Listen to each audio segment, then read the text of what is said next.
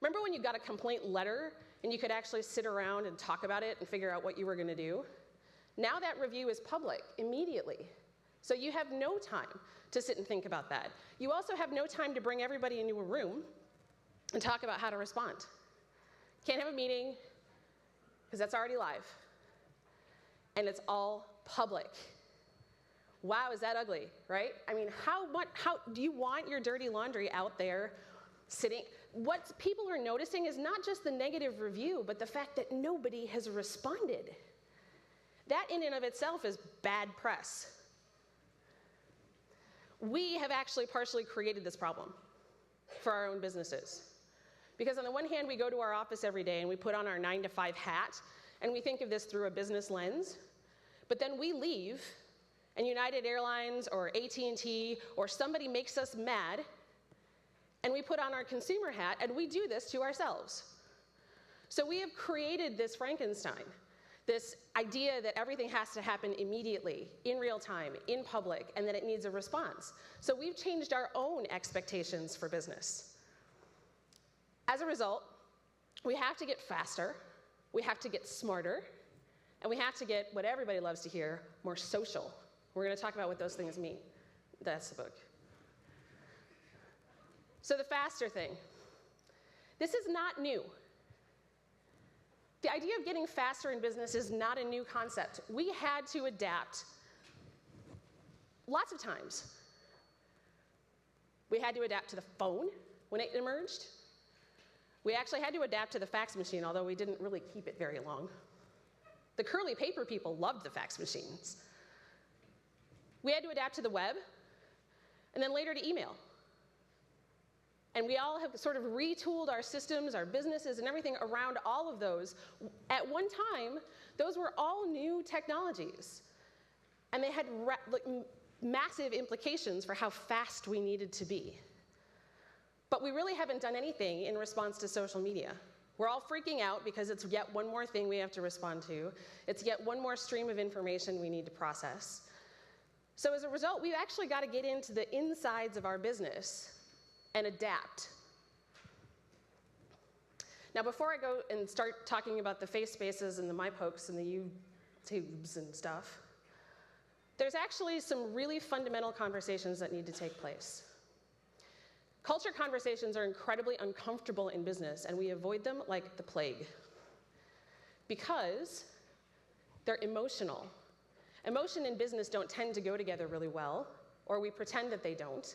We pretend it's all about spreadsheets and numbers and all those kinds of things, but social media gives people a window into your culture in a way that they've never had before. Because the individual people that are representing your business online are the embodiment of that culture. They're acting in a way that people are making judgments about the values of your business based on how people behave on an individual level. So we have to get everybody moving in the same direction. We have lots of meetings about budgets and process and strategy and planning, and we have very few meetings about culture. And we actually need to put that center stage in our business planning so we can talk about, are we all in this for the same reasons? And do we all understand why we're here and why we're doing this and why we should care? Because all of that is going to come out when we do this. We don't have time. We don't have privacy. So what that means is that we have got to push responsibility for representing our businesses to the margins of our organizations and the people that are on the front lines. We can't keep brand, we can't keep culture, we can't keep all those things locked in the C-suite anymore. We actually have to empower all of our employees to be able to be real-time representatives of our companies, which means we have to hire the right kind of people. This is another thing that we don't talk about very much because we've had the same old ways of doing this for the longest time ever. We post a job description, we find somebody who fits the job description, and we move on. But there are characteristics and attributes of people that will thrive in social that are probably different, or probably more useful now than they've ever been, like diplomacy and the ability to talk amongst silos. Silos are okay in business. I know they've gotten sort of hated, but they serve a function in terms of organizational design. But we need somebody who can move between them very easily. someone who can adapt to the kind of speed that we're talking about, someone whose communication skills go beyond being able to write a really rockin' business letter. Because now, communication is in what, 140 characters? That's a whole different kind of communication skill. I know there's some people in the room freaking out with the idea that, okay, so we just hire a bunch of really cute, smart people and let them loose. And that's not necessarily the truth. You can create guidelines, and here's why guidelines are healthy. I prefer guidelines to policy, because policy to me tells me what I can't do. Guidelines to me tell me what I can do. Here are our shared values, here's our purpose, here are our goals, and we'd like you to work within those guidelines. And if I'm a representative of a company, that actually gives me some comfort, because I know when I'm coloring within the lines, and I know when I'm putting my butt on the line to do something. So guidelines are a good thing, and you should consider having them if you don't. This is why. We talked about this with the TripAdvisor review. Every time somebody tweets, if you have to get everybody in a room and sit around and go, well, now, how do we say, what do we respond? Now, granted, there are exceptions, right? Major crises or things like that where you have to have a considered response. But for the most part, in a day-to-day basis, you don't have time to think about that. How impatient have you been if you tweet something and nobody answers you? You've got, what, 5 minutes, tops? So putting all of that communication power in the hands of the people on the edges is really important. There's a company that does this really well. Anybody know ThinkGeek? And he's true, somebody in the back, like bona fide geek. Atta girl.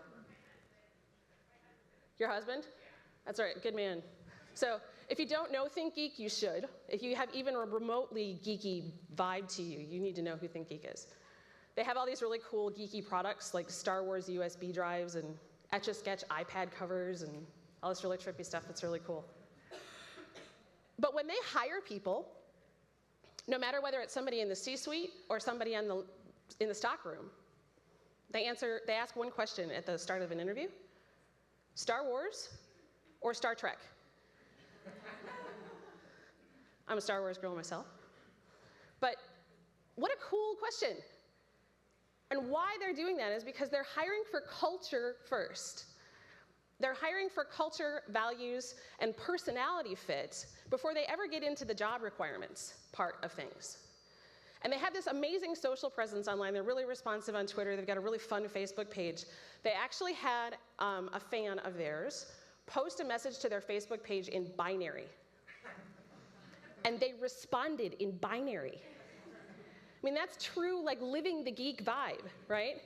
So when their community manager actually takes vacation or does something like that, it's actually considered an honor to replace that person online. And the identifying characteristic of that is, for them, success is that that person comes in and nobody knows they were gone. Because that sort of mind meld thing happens amongst their culture. They all live and breathe the values. One heart, one mind. I know all that stuff sounds really Tony Robbins-y fluffy, but it matters. So let's talk about the smarter equation. This is the part where businesses start to freak out. Whether it's your clients, your companies, yourself, your boss, because we freak out about negative information. The idea that somebody actually might get out there and say something bad about us is terrifying. And it paralyzes us in our tracks when it comes to planning for social media. Jeff and I were just talking about this morning. It's like, how do you respond to negative things? Isn't that like number one on the list of questions sometimes? But if you decide that you're only going to get into social media because people are going to say awesome things about you, or you want them to like you, or do all that kind of thing, it's the equivalent of picking up the phone in your call center and having somebody say, I have a complaint, and you hang up. It's like, we don't do that on the phone. We don't not answer critical emails, but yet we're terrified to go out there and do this because we're afraid somebody's going to say something bad. But the reality is all information is good information. This all tells us something. So when somebody is saying something negative about you, they may not be bringing it to your doorstep. We used to call the 800 number or do that kind of thing. And we don't always complain directly to our businesses anymore. We complain to each other. So it's the ultimate canary in the coal mine, because you can actually go out there and see what people are saying to each other and go, aha, we have a problem there. Because they may not be sending an email, and they may not be sending a tweet right to you, but it's the equivalent of kvetching to your neighborhood at the Tupperware party. But we're doing it now online and in public, which means it's findable.